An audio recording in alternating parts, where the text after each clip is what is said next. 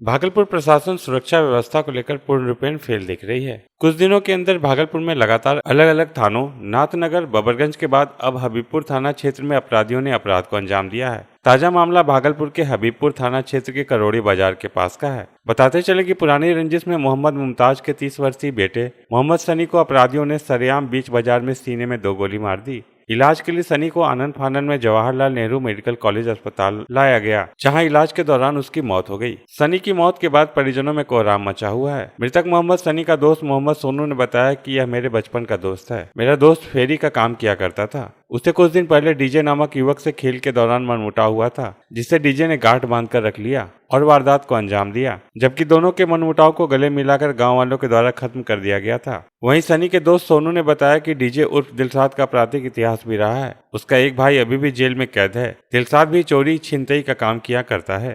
चतारीपुर से माल उठाता, 4 बजे भोर में ये ट्रेन पकड़ के जमालपुरा मुंगेर कपड़े का फेरी करने जाता है। तो ये भी बोल के हमको झगड़ा क्या करना है। तो दोनों बाप उसका आगे जो डीजे है उसका बाप मानो गले गले मिला दी। वैसे आज से कोई झगड़ा नहीं।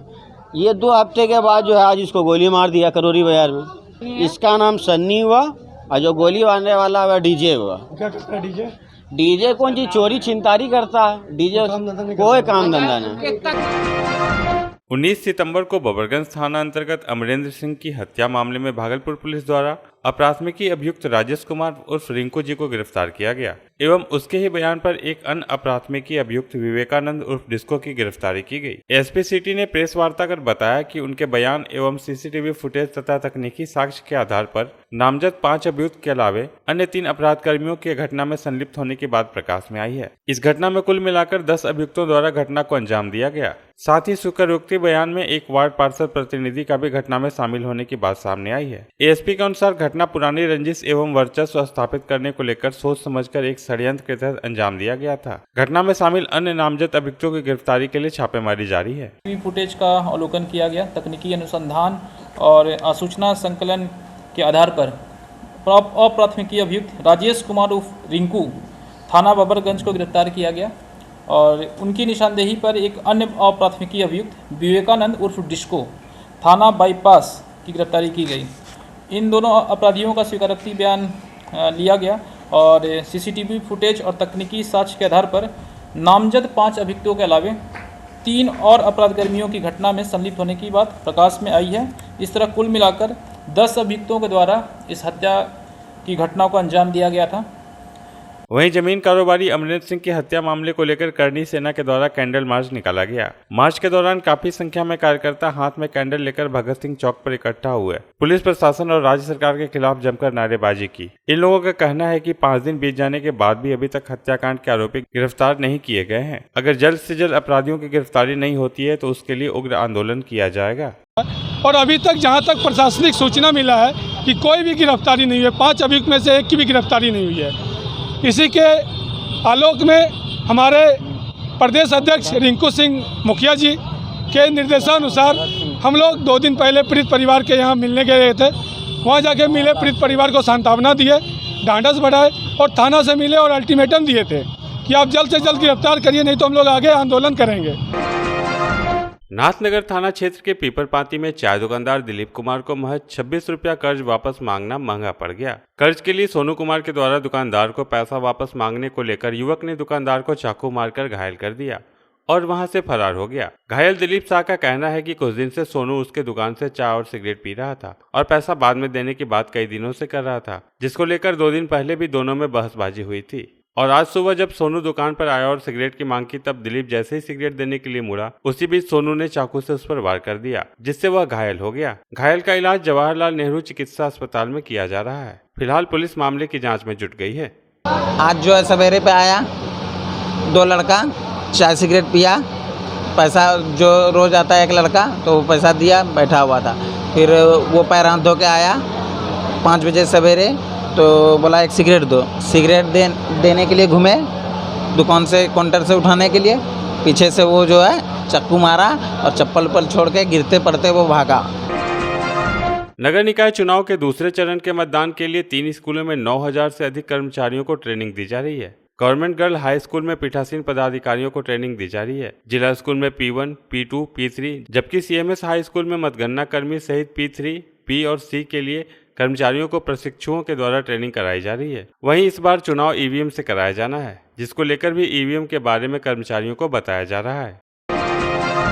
दुर्गा पूजा कलश स्थापना के एक दिन पूर्व रविवार को भागलपुर व आसपास के गंगा घाटों में श्रद्धालुओं की भारी भीड़ उमड़ पड़ी। बरारी पुल घाट, खेरनी घाट, मानिक सरकार घाट, मुसहरी घाट, बूढ़ानाथ घाट, सकीचंद घाट के अलावे कई गंगा घाट के किनारे हजारों की संख्या में श्रद्धालुओं ने गंगा नदी में स्नान कर कल होने वाले कलश स्थापना को लेकर गंगा जल भरकर अपने अपने घर के लिए प्रस्थान किया। कलश स्थापना के एक दिन पूर्व दूर दराज से आए श्रद्धालुओं की भीड़ से बाजार व सड़कें दिन भर भरी रही। सड़क के किनारे गाड़ियों की लंबी कतार भी देखी गई। वहीं भीड़ को देखते हुए प्रशासन की ओर से सुरक्षा के पुख्ता इंतजाम किए गए थे। जगह जगह पुलिस बल की तैनाती की गई थी। सुल्तानगंज पुलिस ने शराब लदे मिनी ट्रक के साथ 5 शराब माफियाओं को गिरफ्तार किया है। सिटी एसपी ने प्रेस वार्ता कर बताया कि गुप्त सूचना के आधार पर पुलिस ने वाहन जांच के दौरान सुधा का पोस्टर लगा मिनी ट्रक को पकड़ा, जिसकी जांच करने पर भारी मात्रा में शराब मिला, जिसकी मात्रा 1300 लीटर थी। साथ ही ट्रक को लाइनअप कर रही कार को भी पकड़ लिया गया है। कुल 5 लोग इसमें शामिल थे। 5 में 4 शराब माफिया बेगूसराय जिले के हैं तो वहीं एक मोकामा का है। झारखंड से शराब माफिया शराब लेकर सुल्तानगंज के रास्ते बेगूसराय जा रहे थे। पकड़ाई गाड़ी मोकामा के शराब माफिया शशिभूषण सिंह की है, जिस पर बरौनी थाना में उत्पाद अधिनियम के तहत कई मामले दर्ज हैं। मिली थी कि दूध का एक वाहन है जिसपे सुधा का लोगो लगा हुआ है और उसमें शराब भरकर बेगूसराय भेजे जाने की खबर मिली थी और ये शराब झारखंड के जामताड़ा जिले से लाया जा रहा था। गुप्त सूचना के आधार पर हम लोगों ने 3 टीम का गठन किया डीएसपी लॉ एंड ऑर्डर के नेतृत्व में और इस गाड़ी को सुल्तानगंज थाना अंतर्गत पकड़ा गया और इस गाड़ी के साथ जो एक लाइनर गाड़ी थी, हुंडई क्रेटा गाड़ी है, उसमें भी 2 लोग बैठे हुए थे और शराब से लदी हुई जो गाड़ी है उसमें भी एक व्यक्ति सवार था। गाड़ी से करीब 1300 लीटर शराब रॉयल्स गोल्ड विस्की रैपर लिखा हुआ है, ये बरामद किया गया है। करीब 4000 बॉटल्स हैं और इन तीनों लोगों की गिरफ्तारी के बाद गहन पूछताछ किया गया और इन्होंने बताया कि बेगूसराय का एक माफिया है मोकामा जिला पटना का शशिभूषण सिंह, उसी की ही गाड़ी है और शराब मंगाने वाला जो आदमी है उसका नाम है राम कुमार, वो बेगूसराय का रहने वाला है। नगर निगम चुनाव को लेकर रणभेरियां बज चुकी हैं। कुछ नए चेहरे तो कुछ पुराने चेहरों के बीच कांटे की टक्कर होने की संभावना है। सभी अपनी डफली अपना राग अलापते दिख रहे हैं। सभी प्रत्याशी अपने वोट बैंक को बढ़ाने के लिए नए नए वायदे करते दिख रहे हैं। अब देखने वाली बात यह होगी कि कौन प्रत्याशी अपने वोट बैंक बनाने के लिए कितने वोटरों को लुभाते हैं। भागलपुर के सभी 51 वार्डों में नामांकन पर्चा दाखिल करने का समय 24 सितम्बर यानी शनिवार को समाप्त हो चुका है। 216 उम्मीदवारों ने वार्ड में पार्षद का चुनाव लड़ने के लिए नामांकन पर्चा दाखिल किया, जबकि डिप्टी मेयर के लिए 10 और मेयर के लिए 9 प्रत्याशियों ने पर्चा दाखिल किया है। इस बार मेयर से अधिक डिप्टी मेयर के उम्मीदवार सामने दिख रहे हैं। आपको बता दें कि इस बार मेयर व डिप्टी मेयर का चुनाव सीधा होने से यह दिलचस्प हो गया है। वार्ड संख्या 35 में सबसे अधिक 13 प्रत्याशियों ने पर्चा दाखिल किया है और 2 प्रत्याशी ऐसे हैं जो एक ही परिवार के हैं। एक ही वार्ड में बहन ने मेयर पद के लिए चुनाव लड़ने को नामांकन पर्चा दाखिल किया तो भाई ने डिप्टी मेयर के लिए। बताते चले कि 30 को उम्मीदवारों की सूची जारी होने के बाद तस्वीर साफ हो जाएगी। हालांकि किन वार्डों में कितनों के बीच मुकाबला होगा यह स्थिति 30 सितम्बर को स्पष्ट हो जाएगी। जैसे ही योग्य अभ्यर्थियों की सूची जारी होगी वैसे ही भागलपुर का यह नगर निगम का चुनाव अलग ही रुख अख्तियार करेगी। आपको बता दें कि 20 अक्टूबर को मतदान होगा और 22 अक्टूबर को मतगणना होगी। उसके बाद नगर सरकार का गठन किया जाएगा।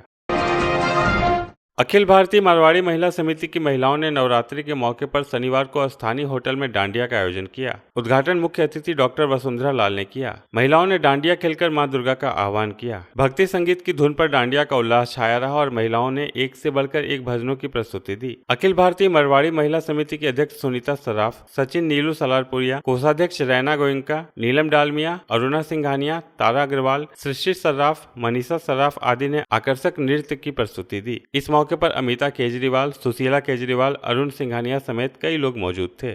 14 के दिन है ना, दुर्गा जी या कोई भी देवी का रात जागरण होता है, तो उसी उपलक्ष्य में नवरात्रा आने वाला है। तो हम लोग पहले से ही दुर्गा माता के आगमन की तैयारी कर रहे हैं और उनको बुला रहे हैं, आ जाओ माँ आ जाओ। इस उपलक्ष्य में हम लोग डांडिया कर रहे हैं।